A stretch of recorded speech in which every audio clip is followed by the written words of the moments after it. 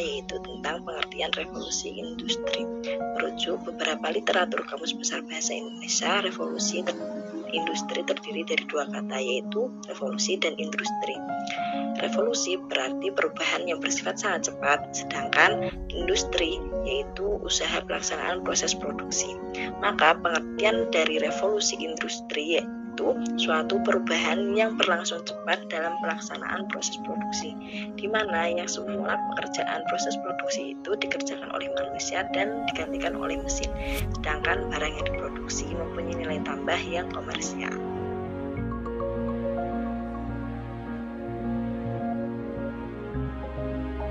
Tujuan dari revolusi industri yaitu untuk menciptakan kehidupan yang lebih maju dan modern, memudahkan kegiatan sehari-hari, serta meringankan beban tanggung jawab.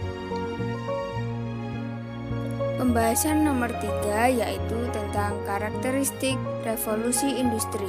Yang pertama tentang kekayaan, yang kedua teknosfer, yang ketiga infosfer, yang keempat sosiosfer, dan yang terakhir psikosfer. Materi selanjutnya yaitu tantangan pendidikan di era revolusi industri 4.0. Tantangan yang dihadapi di era revolusi industri 4.0 adalah menyiapkan skill dan mental untuk memiliki suatu keunggulan dalam persaingan. Peserta didik harus mampu mengembangkan dan meningkatkan kompetensi diri. Artinya, tantangan bagi guru adalah harus siap membantu peserta didik dalam mengembangkan kemampuan peserta didik. Adapun beberapa tantangan penting yang perlu dihadapi dan dilalui para pendidik di era revolusi industri 4.0. Di antaranya terdapat 6 kompetensi, yaitu yang pertama critical thinking dan problem solving.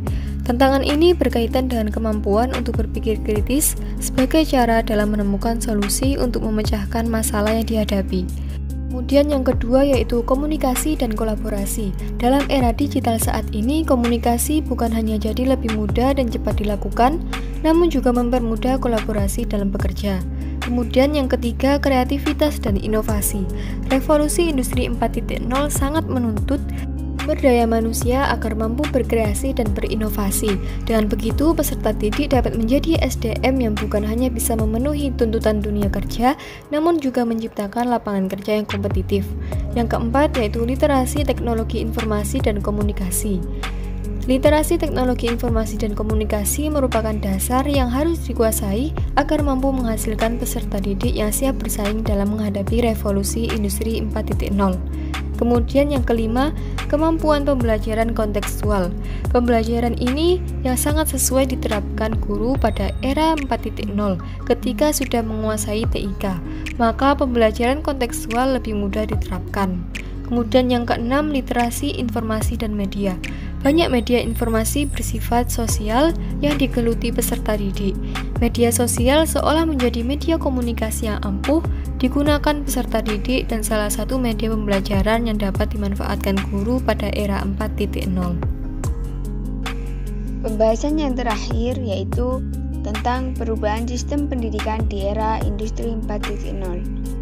Revolusi industri pendidikan 4.0 lebih fokus terhadap fungsi pendidikan, menghadirkan pembelajaran yang baik dan meningkatkan kualitas hubungan antara guru peserta didik di dalam kelas. Menurut Trilling and Holt, dunia pendidikan 4.0 berada di masa pengetahuan dengan akselerasi peningkatan pengetahuan yang luar biasa.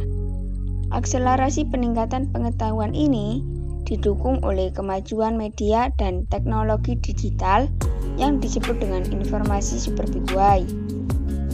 Dan untuk kegiatan pembelajaran pada masa pengetahuan harus disesuaikan dengan kebutuhan pada masanya. Revolusi pendidikan 4.0 abad 21, pengelola lembaga pendidikan dituntut untuk melakukan berbagai terobosan ide gagasan, penyusunan konsep, tindakan-tindakan yang praktis, cepat dan tepat sasaran sesuai visinya.